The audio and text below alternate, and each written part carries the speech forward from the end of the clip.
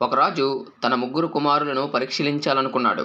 అతడు ముగ్గురికి 3 ఉంగరాలు ఇచ్చి, ఈ ఉంగరం ఎవరి దగ్గర ఎక్కువ కాంతితో మెరుస్తుందో వాడు నా వారసుడవుతాడని అన్నాడు. మొదటి కుమారుడు ఉంగరాన్ని బంగారపుడు రుద్ది వెలిగించాడు. రెండో కుమారుడు రత్నాలు జోడించి మెరిపించాడు.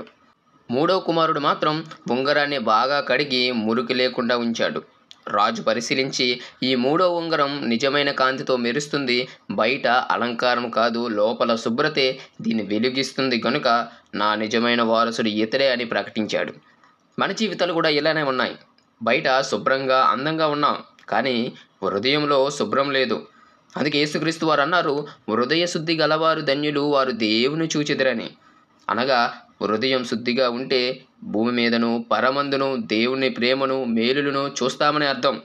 ఒకవేళ దేవుని మేలులు అనుభవిస్తున్న హృదయం శుద్ధి లేకుంటే తరువాత కీడే అనుభవిస్తారు.